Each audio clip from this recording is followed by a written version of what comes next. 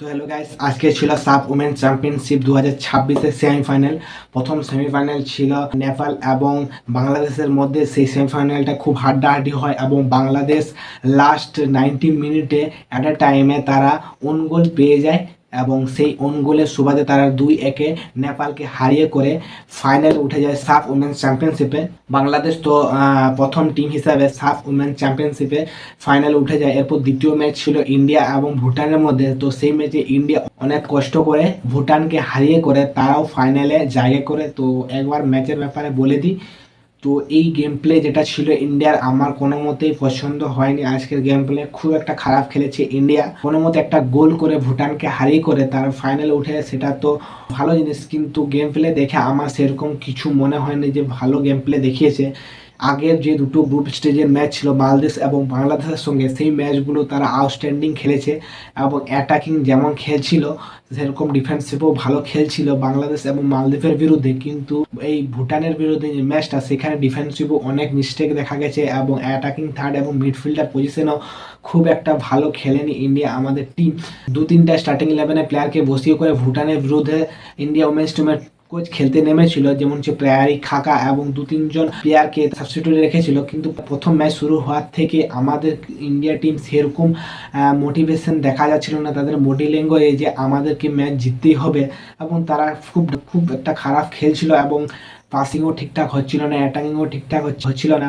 ওই জন্য প্রথম হাতে 2-3টা চান্স ঠিকই ক্রিয়েট করেছিল, কিন্তু সেরকমই অ্যাটাকিং থার্ডে তাদের ফিনিশিং খুব একটা ভালো হচ্ছিল না। এবং ফার্স্ট আর্ধে তো কোনো পক্ষ গোল করতে পারেনি, ইন্ডিয়া অনেক চান্স পেয়েও গোল করতে পারেনি। আর কি বলবো, প্রথম আর্ধে স্কোর থাকে 0-0। তারপর দ্বিতীয়ার্ধে শুরু হওয়ার পর থেকে ইন্ডিয়ান উইমেন্স টিমের কোচ বুঝতে পেরে যায় যে এই টিম দ্বারা গোল করা অনেকটাই মুশকিল হয়ে যাবে। তাই সেকেন্ড হাফে শুরুর পর থেকেই আমাদের স্টার মনীষা কাল্যাণকে নামানো হয় সাবস্টিটিউট হিসাবে। তারপর কিছুক্ষণ পরে পেয়ারি খাকাও চলে আসে এবং লিন্ডাকমও চলে আসে 90 মিনিটের এন্ড টাইমে।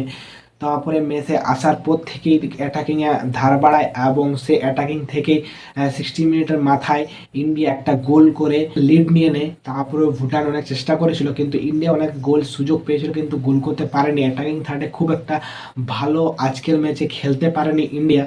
তো ফাইনাল স্কোর দাঁড়ায় 1-0। ভুটানকে আমরা 1-0-তে হারিয়ে দিই, কিন্তু এই স্কোর লাইন ঠিকই আমাদের ফেভারে আসছে, কিন্তু গেম প্লে একদম মেনে নিতে পারো যে খুব খারাপ হয়েছে। এখন বাংলাদেশের সঙ্গে যে ম্যাচটা খুব হাড্ডাহাড্ডি হবে, সেই ম্যাচটা আমরা যদি এরকম গেম প্লে দেখাই তাহলে বাংলাদেশকে আমরা হারাতে পারবো না, কারণ বাংলাদেশ অনেকটা স্ট্রং এবং খুব ভালো টিম। এই সাফ উমেন চ্যাম্পিয়নশিপ বা উমেন ক্যাটাগরির টিম খুব একটা স্ট্রং। তো বাংলাদেশের সঙ্গে যদি এরকম গেম প্লে দেখায় তাহলে বাংলাদেশ আমাদেরকে হারিয়ে করে তারা এবারে সাব চ্যাম্পিয়নশিপের টাইটেল সহজেই তাদের নামে করে নেবে। তো আমাদেরকে অনেক কিছু শিখতে হবে এবং স্ট্রং টিম নিয়ে এই সাব চ্যাম্পিয়নশিপ যে ফাইনালটা হবে 6 তারিখ, সেই ম্যাচটা যাতে আমরা স্ট্রং টিম নিয়ে নামি এবং আমাদের কম্বিনেশন যাতে ভালো হয় এবং টাচ, পাসিং এবং ফিনিশিং যাতে সব ক্ষেত্রে ভালো হয়, তাহলে আমরা এবারে ফাইনাল বা টাইটেল জিততে পারবো। এখন দেখার যে কি হচ্ছে, ফাইনালে কি আমরা বাংলাদেশকে হারিয়ে করে এবারে সাব চ্যাম্পিয়নশিপের টাইটেল নিজের নামে করে নিতে পারবো, এখন সেদিকে দেখা। তো গাইস,